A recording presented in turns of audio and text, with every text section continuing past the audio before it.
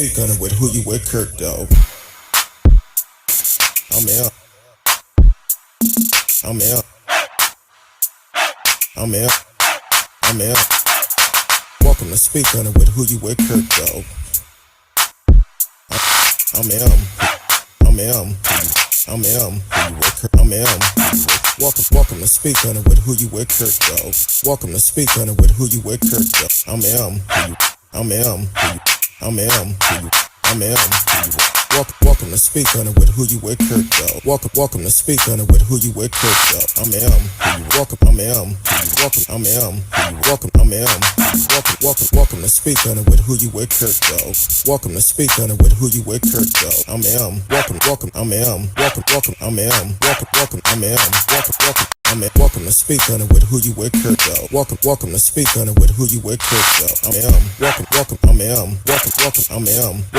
I'm welcome to speak on it. Welcome to speak on it. I'm welcome to speak on it. Welcome to speak on it. I'm welcome to speak on it. Welcome to speak on it. I'm welcome to speak. Welcome to speak. I'm welcome to speak. I'm welcome to speak. I'm welcome to speak. I'm welcome to speak. I'm welcome to speak. I'm welcome to speak. I'm who you with, Kirk, dog. Welcome to speak on it with who you with, dog. I'm who you with, Kirk, dog. Want to welcome everyone to the show tonight. I know we are on a little bit late tonight.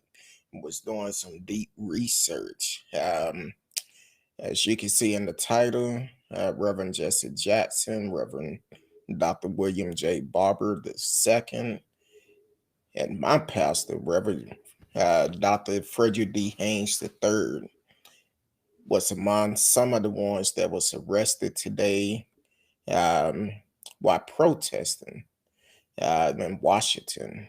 And I believe the last count I seen was over 200 people was arrested. I've seen numbers from 100 to 204. So here it is, doing something good for the people, get you arrested. Yeah. Welcome to the show, T-Cal. Thank you for always tuning in. Thank you for staying up late tonight. Said, hey, Kurt, dog, glad I didn't miss you tonight. I'm ready to listen and chat. So tonight, we're going to open the phone lines up because I want to know y'all opinion about this story because here it is, some true leaders that is out fighting for the people getting arrested. I want to know your opinion about it, how you feel about it. I have one story that is already up, and I'll read through it and let me know how you feel. I would say the Reverend Jesse Jackson was among more than 200 people arrested in Washington, D.C. by Capitol Police on Monday while protesting. This is the latest arrest of several this year for Jackson, who joined on Monday other protesters from Poor People Campaign March outside Union Station in D.C. in support of, I'm sorry, I can barely hear myself. I want to make sure y'all can hear me. In support of the Democrat sweeping election reform bill. Also in the protest were Lucy and Linda Johnson, the daughter of President Lyndon B. Johnson. Last week, Jackson was one of 39 people arrested for refusing to leave Arizona Senate Kristen Sinema office in Phoenix, where they were protesting the Senate support for the filibuster. The Reverend and civil rights activist claimed the nation is in a civilization crisis with drawn battle lines while calling on other activists to fight nonviolently for their rights, remarking the power in you, the people. Protesters marched to Senate office, chatting to end the filibuster, the historic procedure measure that is used to kill bills by preventing a vote, which the Democrats used over 300 times in 2020. Um, Additionally, the civil rights activist was arrested alongside Bishop William Barber II in June for a similar protest outside the U.S. Capitol against the filibuster and GOP opposition to a minimum wage hike. Senator and her colleague, Senator Joe McChin, DWV, have come under serious fire from progressive looking to nix the Senate tradition, but both have stood by the filibuster. Congressional Democrats and progressive group have taken aim at the filibuster as they push for the Democrat controversial voting legislation. Um, that's just one other story, but basically, they're on the front line fighting. On the front line fighting because why the Voting Rights Act? We talked about this quite a bit on the show, have talked about it a lot. We know here in Texas, Greg Abbott um, trying to do everything he can to change the voting rights. That's the reason why last month the Democrats that represent Texas left Texas to prevent them from voting to change the Voting Rights Act. That should not be a discussion in 2021, but here it is. We're still having to fight as if this is something new. Because the thing is, we need leaders in the position that is going to be fair across the board. And unfortunately, the leaders that we have now, like I say all the time, they only for a certain group of people. Yeah, they want it to be harder for us to vote. Then we have um, also the filibuster. Yeah, they want to do that to prevent votes from happening. Get rid of it. Get rid of it. Why? Now, also the minimum wage. How can people honestly make a living, especially here in Texas when the minimum wage is what, 7.25? How can they get ahead? Because basically what's going to happen, you work 40 hours or more than 40 hours, you got 7.25. What's that? Um, just 40 hours to 7 is 280, so you're looking at less than $300 a week. Now, everything keep going up, food keep going up, supplies keep going up, rent keep going up. How can a person survive on that? But they have an issue with raising the minimum wage.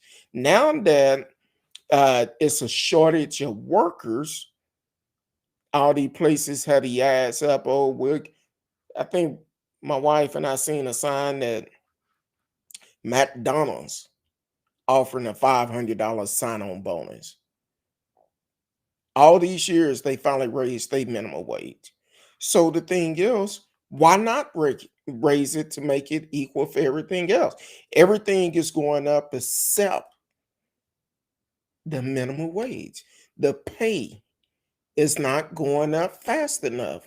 And as long as you continue to have the minimum wage at a low end and these companies keep paying these folks this minimum wage, is always going to be poverty. Always.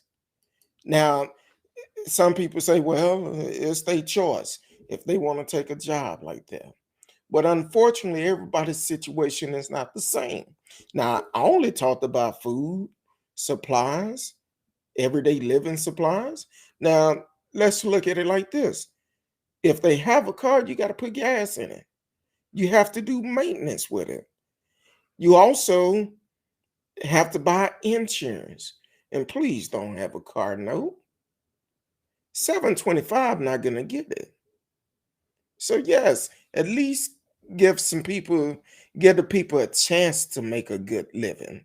725 is not going to do it.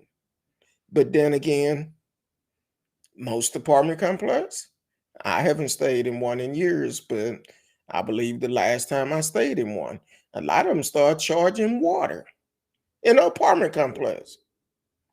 So you have water, lights, you're gonna have to have a phone. Because if you want a job, they got to get in contact with you somehow.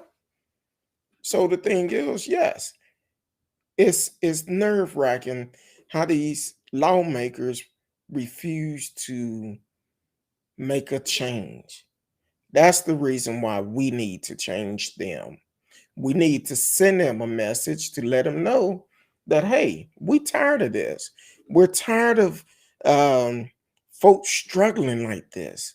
People having to work 2, 3 jobs just to make ends meet.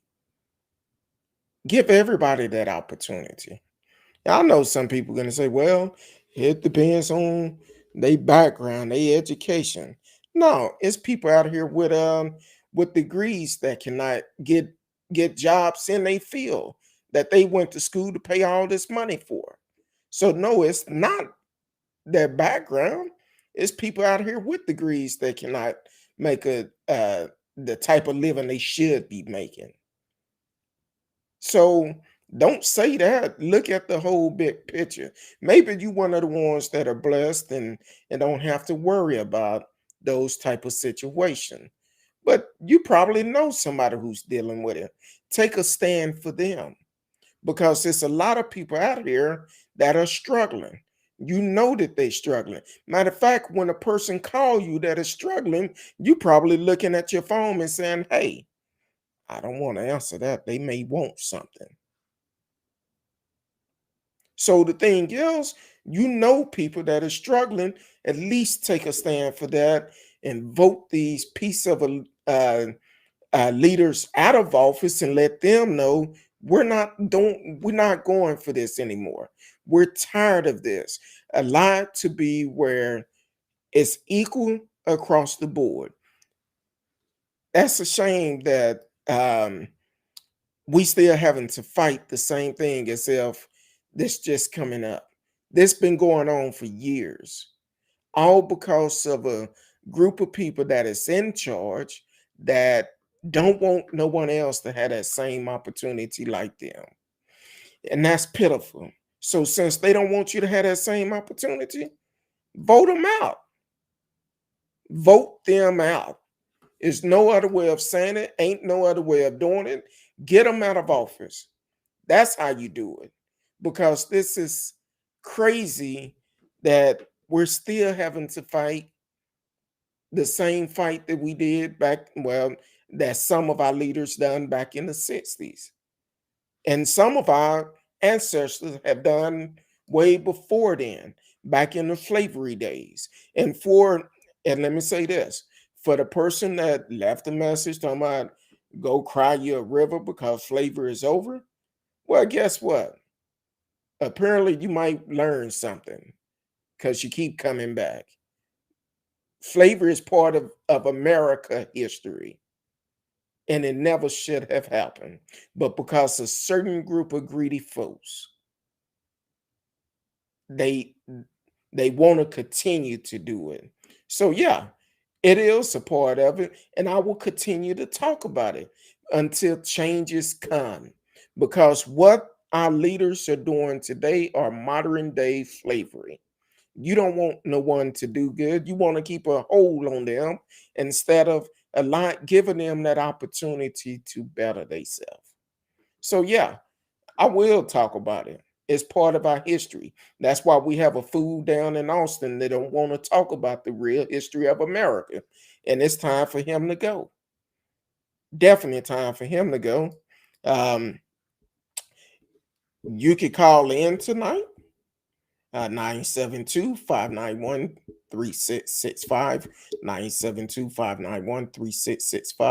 Um, TCal said more people live chat to check, and one bad day or sickness can cost a person everything.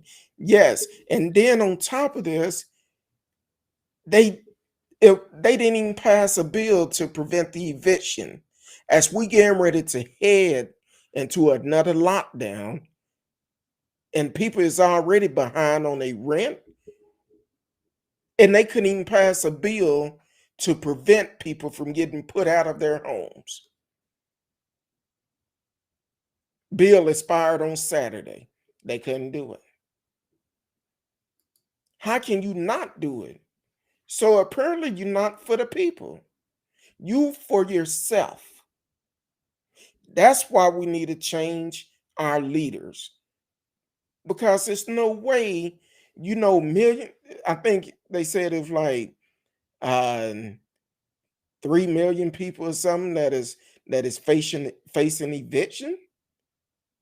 Don't quote me on those numbers, but I believe I heard 3 million nationwide. So you're telling me 300 people facing eviction, and y'all cannot come together to pass a bill to keep them from losing their homes as our numbers continue to go up and the chance of another lockdown is coming up because the numbers continue to go up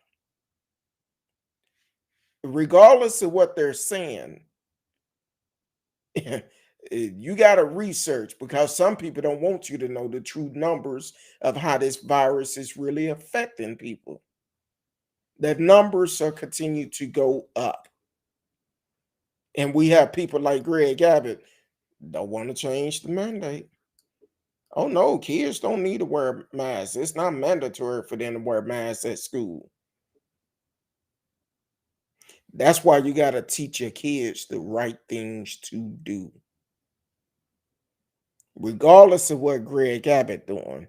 Because guess what? If God forbid and your child get COVID, Greg Abbott don't care about that bill. It don't affect him. That's on you. Teach your kids the right things to do. I'm sorry, Marcellus. I overlook your. I put it up, but I didn't say anything. Welcome to the show, Marcellus said. What's up? I'm here. It's the People Show. Thank you for always supporting the show. Thank you for always tuning in. I appreciate you. But this right here, um, where our civil rights leaders have been arrested. Now, take it.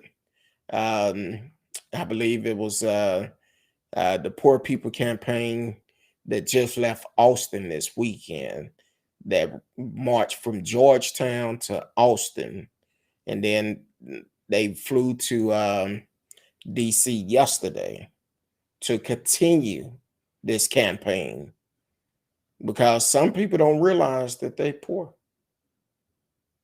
They don't realize they are poor.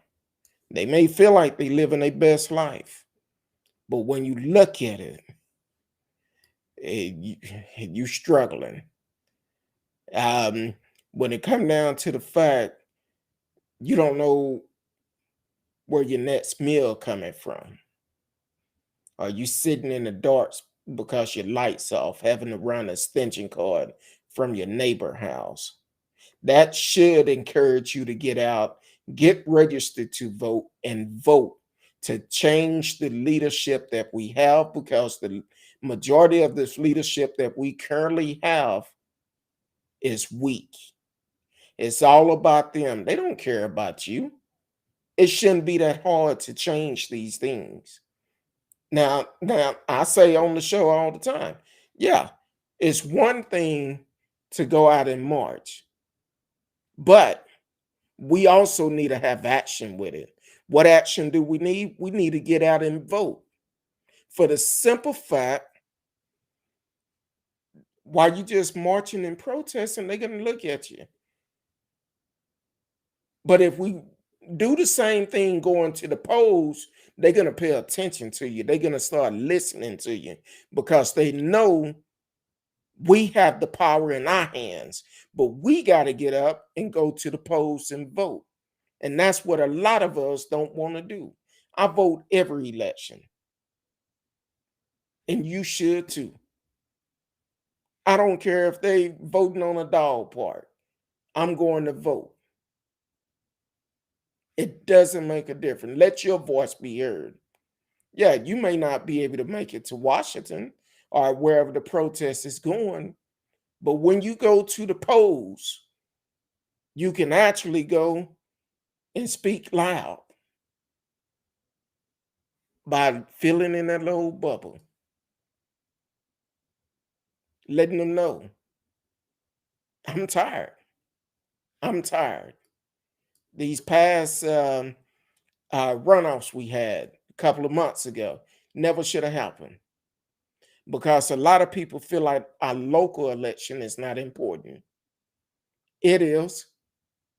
Our local election affect our federal election, because the thing is, our laws are based upon our local laws.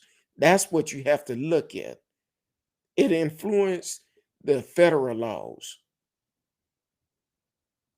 The ones up in Washington is going to go by with what's going on in your city, your town, your state. That's what they're going to look at to make laws for you. But if you don't get out and vote, you have nothing to say. Now, the thing is, minimum wage should be higher. Should be higher. Texas have one of the lowest minimum wage uh, nationwide. Why? They say everything is bigger in Texas, but I guess when it comes down to minimum wage, it's not. They don't want that to be big. They don't want people to make a fair living or a decent living, because even $15 is okay. It can help a lot of people out, because that basically can double what they've been making. And then they don't have to work uh, partially paycheck to paycheck. They can live in a nice community and don't have to live in a low income housing all the time. So yeah, everybody need to get out and vote. Exercise your right to vote, and not only get out and vote, but when you get the flip, because once you get registered and you vote, you will get the flip for jury duty. That's your civic duty. Go do it. Like last night, we talked about the brother that spent 34 years in jail for a murder he did not commit. And the proof was right there in his file the whole time. 34 years in jail. But if you start sitting on that jury duty, instead of letting someone else sit on there, that only going to judge him by the color of his skin, not going to pay attention to the evidence, you can make a difference. You can prevent an innocent person from going to jail. But you have to be committed to sit on that jury duty. And that's what a lot of people not willing to do. Yeah, I know they don't pay much, $6 for the whole day. But still, I don't look at the $6. I look at the fact I'm feeling my civic duty. Now, some people may say, well, I got in trouble back in the days and I'm an ex-felon. Okay, that's fine. If you are off papers, you paid all your dues. In most states, you can get your voting rights back. Go to vote.org and they can tell you within seconds. Within seconds, it can let you know if you could get your voting rights back. It don't cost you nothing to find that out. And if you're able to get your voting rights back, guess what? Go ahead and register to vote. I went on there when I first heard about it, went on there. I put all type of things just to see. And it still said I'm able to get my voting rights back. I did it for Texas, but As long as I wasn't on papers and I paid all my dues, I would have been able to get them back. So don't be afraid. Don't let somebody tell you you don't have no rights. Get out and vote. For we can stop having these type of protests where we can put people in a position that they're gonna go in there and do the right thing and not just what as seen earlier, one Senate came out and said some of these folks don't even read the bills that they going in signing. They just sign the bill and get it off. Matter of fact, during the election several months back, I believe it was Miss Ward that said uh, her opponent would just sign the bill, didn't even read it. Whatever bill they put in front of her, she just signed it, did not read it. We don't need people like that. We need somebody who's going to go up there and fight for the people, for all the people, for every last one of us, whoever they representing, that's who they need to go in there and fight for. Because this right here is sickening. When I heard the story earlier, I'm like, okay, they getting arrested for a peaceful protest. A peaceful protest. And it was I don't think it was at Capitol Hill, but I think one article said it was down the street from Capitol Hill. A peaceful protest. Now they knew all along this was going to happen. They knew it was going to be a protest. A peaceful protest. And we've seen this many of times over the last several months and years where people go to the Capitol and protest, and what? They're arrested on the spot. A peaceful protest. Arrested. A peaceful protest. Trying to let that sink in for a minute, because according to January 6th, the attack on Capitol Hill, they knew that was not a peaceful protest. But they was able to make it all the way up the steps inside of Capitol Hill and destroy Capitol Hill, trying to overthrow our governor, our government. And this was a peaceful protest with a purpose. A peaceful protest with a purpose. A purpose that's going to benefit each and last every one of us. But on January 6th, it was a protest to overthrow our governor, our government. And people say it was my rights. I'm trying to understand the two. Which one is more of a threat? A rowdy protest or a peaceful protest? Or maybe it was the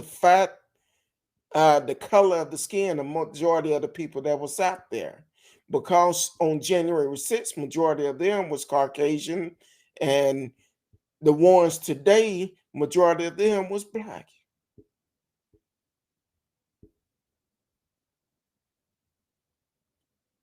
January 6th, they come in, attack police officers, destroying property,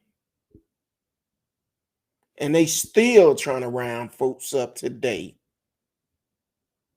Out of all those people out there, only 500, I think it's like 552 been arrested or something, a little bit over 500 been arrested. But here it is, a peaceful protest where over 200 people been arrested. Help me to understand this. You have a peaceful protest where 200 people get arrested, and you have a mob protest, terrorist attack, domestic terrorist attackers, destroying property, and assaulting police officers.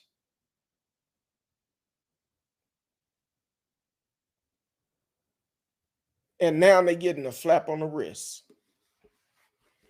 Some of them been released out of jail with no bond, able to go out of the country, able to take family trips. But we're talking about a peaceful protest where over 200 people was arrested the same day it happened. So you're telling me almost in over what, 9 months, the same ones that attacked Capitol Hill, they have a little bit over half of those people arrested today that was doing uh, a nonviolent protest, a peaceful protest. Help me to understand that, because you're telling me a peaceful protest is worse than a mob, a terrorist attack. And this protest is to benefit the people of America. The filibuster, federal minimum wage, voting rights, poor people campaign rally that is peaceful. But at the same time, you have a domestic terrorist that take place near the same place. And what, I think it was just a handful of folks arrested January 6th. And now they trying to find thousands more. So far, they only have 500 or something arrested. But at a peaceful protest, they arrest over 200. And people say it's not an issue with black laws and white laws. Yeah, it is an issue. If you open your eyes, that's the issue right there. For the simple fact, why that many wasn't arrested January 6th?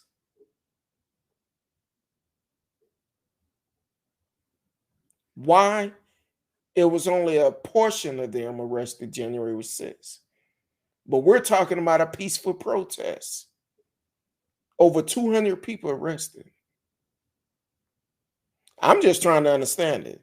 Maybe y'all can help me understand it, because my calculation, it just don't add up right. It don't add up right at all. And here it is. August 2nd, 2021. Over 200 people arrested during a peaceful protest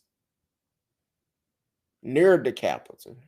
Not on Capitol ground, near the Capitol. January 6th. Thousands rush into the Capitol. But only a handful was arrested. And so far to date, they only have arrested a little bit over 500. But they knew what type of crowd was going to be there. Just like they knew what type of crowd was going to be there today. But then last year, I believe it was a year ago this month, when BLM had a peaceful protest. See, it's something about that name of peaceful protest, because when it's peaceful, it never ends good. So, a peaceful protest last year near the same area passing by Capitol Hill, they had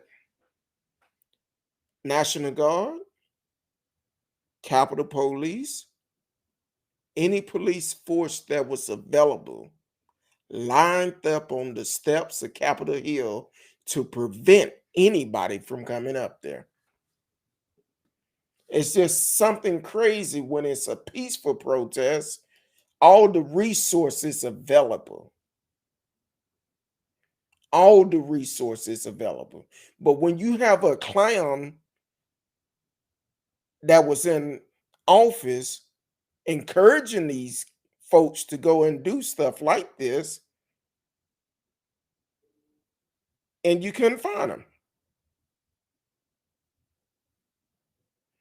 You couldn't find them. Couldn't get no help. Even the officer, when he testified, um, I believe it was last week, he said then, when there was a Black Lives Matter protest, a peaceful protest, we had National Guard, Capitol Police, any source that we needed lined up on the steps. But January 6th, we didn't have no backup. No backup at all. That's a problem. That's a problem. And some people don't don't understand the fact when it's something dealing with peaceful, 9 times out of 10, it's going to be a protest of people that look like me. And they always going to find something bad out of it. But today, nah, nah. They doing a peaceful protest for the Poor People Campaign. Key word, Poor People Campaign. A lot of people are struggling. But here it is, they fighting to help everybody out. Trying to get the minimum wage increase. That would help a lot of people come out of poverty, or at least partially out. Trying to get the filibuster going. Fighting for voting rights. Just to name a few. But that was peaceful. And it's for a good cause. Guess that would be good trouble.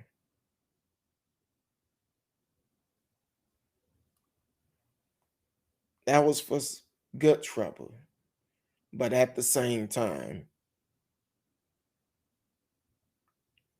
the difference between the two, when it's a peaceful protest, they're going to do everything they have to do to make it look bad. Wasn't nobody arguing with the police. When they told them they was under arrest, they put their hands out. They didn't resist.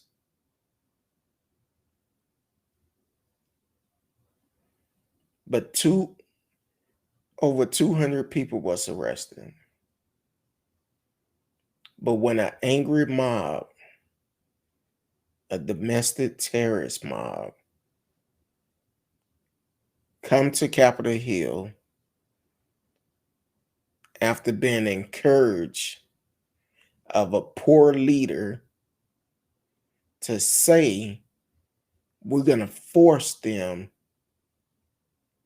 from certifying the vote. You're going to force our government from certifying the vote. No, I seen something really crazy today. I didn't get a chance to look at Twitter much till uh, this evening. Um, but I seen something trending, and I should have got the brother name that actually responded on Twitter. They impeached Joe Biden is trending on Twitter. Impeach Joe Biden trending on Twitter. But here's the thing. The one whoever started it, and the guy gave a great response to that. I believe, and I'm gonna try to remember exactly what it said word for word. It said, Trumpers, before you can impeach President Joe Biden, you have to acknowledge him as president. Some people still don't not acknowledge President Joe Biden as president. But you want to go on Twitter and cause a trend in status, impeach Joe Biden. And some of y'all Trump supporters still believe Trump coming back into office in August. Get over it. Trump is done. Trump is up out of here. He's not coming back. Don't believe the hype. Please don't, because he's not coming back. He's a done deal. Matter of fact, and this just came across my phone, and I'm gonna glance over it first. Uh, da, da, da. Okay, well, this came from Forbes. Uh, Trump's shifted donor money into his business after leaving the White House.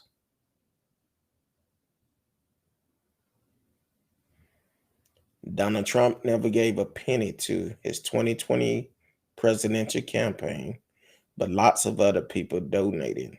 Even after Trump left the White House in January, the next month, his campaign committee filed a document showing it had changed its name to Make America Great Again PAC.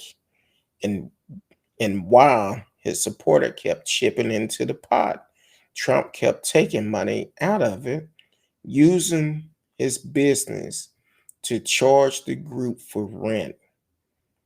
In this way, the former president shifted $203,000 from the political donor to his private business after leaving the White House, according to analyses of the latest federal filing.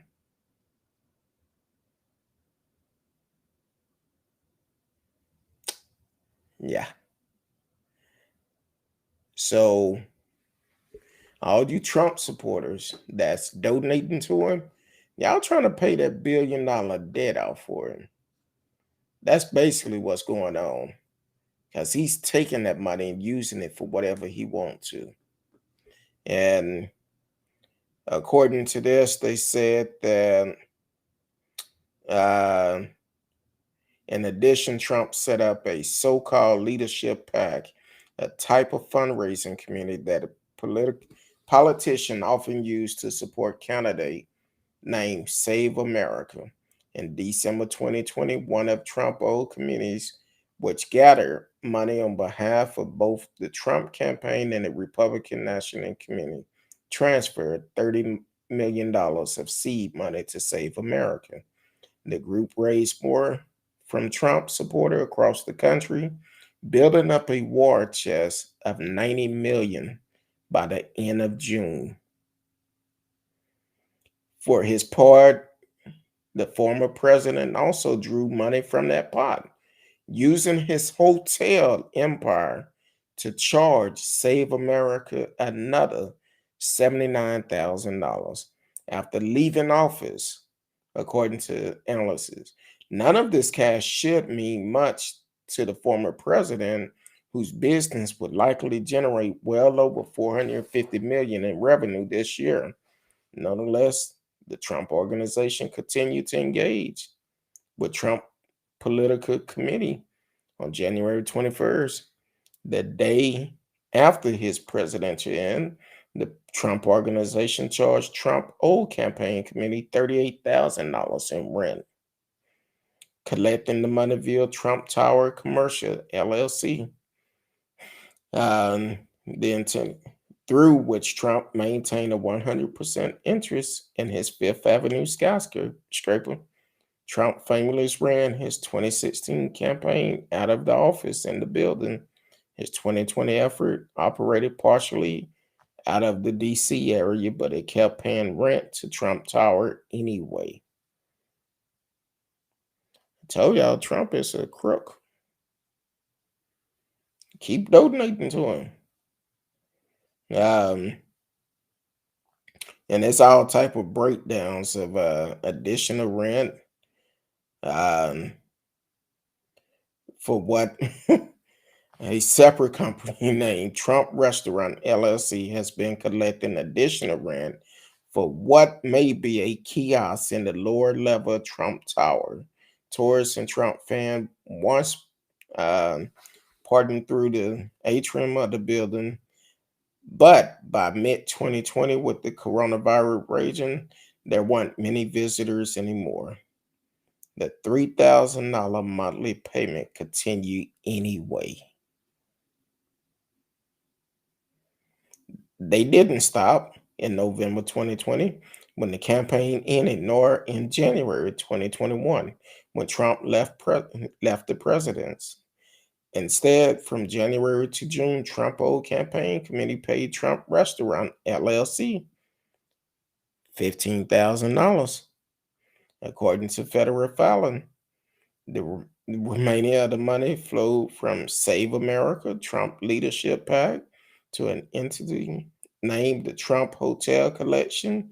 The Leadership PAC paid $19,000 for lodging and meals on March 5th, $11,000 on April 21st, and $35,000 on May 12th, mixing in smaller expense along the way. In total, Save America paid the Trump Hotel Collection $79,000 after the former president left the White House, according to reviews. Related committee tossed in additional sums. One of the Trump campaign old joint fundraising vehicle paid $2,200 to the Trump Hotel Collection on February the 5th. A political action committee called the Trump Ground Majority Fund, which raised money for Save America, as well as Senate Lindsey Graham, who have now tested positive for COVID, and a couple of other groups paid the same business $22,000 for facility rental and catering service on June 3rd. Y'all keep on following that man. Y'all will be broke. Y'all will be thankful that we have Reverend Jesse Jackson, Reverend Dr. William Barr the third, and Reverend Fredrick D the second. And Reverend Fredrick, Dr. Reverend Fredrick D Haynes III, out here protesting a good fight, because you keep on following behind him, you will reap the benefit of the fight that these three pastors, preachers are putting on, and the many other protests that are going around this country, country to fight for us. So what we need to do is rally behind them, keep them lifted up in our prayers, and also get out and vote. Get out and vote, because we also need to make sure we send our leaders a message to let them know we're tired of this. We're not going to deal with it no more. If you're not for the people, you don't need to represent the people. And other than that, I'm up out of here. Y'all have a good night. See y'all tomorrow night, 8 p.m. Central Time. Peace.